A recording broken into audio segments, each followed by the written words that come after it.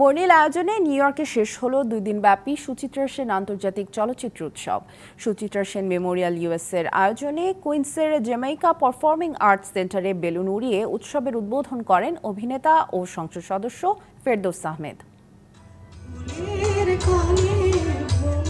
Suchitra Sen Memorial ইউএসএর আয়োজনে দুদিনব্যাপী এই চলচ্চিত্রের মহাযজ্ঞে সামিল হন চলচ্চিত্রপ্রেমী প্রবাসী ছাড়াও দুই বাংলার সিনে পরিচালক, প্রযোজক ও অনেক তারকা। জ্যামাইকা পারফর্মিং আর্টস সেন্টারে স্থাপিত অস্থায়ী সত্যজিৎ রায়, জহির রায়হান ও তারেক মাসুদ হলে 2 দিনে 39টি চলচ্চিত্র প্রদর্শিত হয়েছে।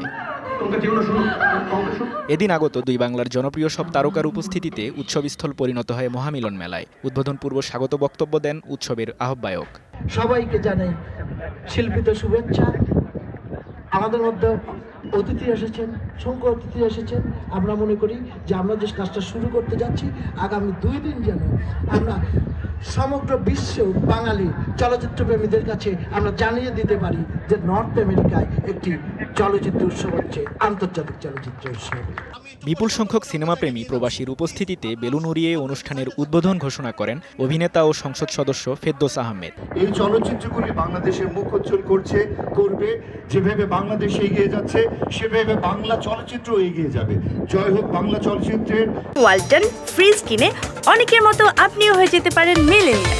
সেরা পণ্যের সেরা অফার। অনুষ্ঠানের দ্বিতীয় দিন প্রবাসের সাংস্কৃতিক সংগঠন নৃত্যাঞ্জলির নাচ আর গানের মাধ্যমে উৎসবের সূচনা হয়।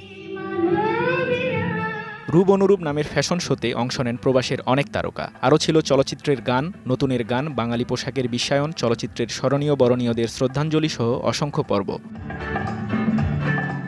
দুই বাংলার অনেক তারকা অনুষ্ঠানে অংশ নেন। সুচিত্রা সেনের নামটা আমাদের সবার কাছে একটা ইন্সপিরেশন, কাজে তার প্রতি শ্রদ্ধা জানিয়ে এত সুন্দর একটা ফিল্ম ফেস্টিভ্যাল এবং অ্যাওয়ার্ড শো আয়োজন করা হচ্ছে, এবং যেখানে দুই বাংলার মানুষ এক হয়েছেন এবং আরেকবার দুই বাংলার মানুষ প্রমাণ করলেন যে সিনেমা আমাদের সবাইকে এক করে দিতে পারে।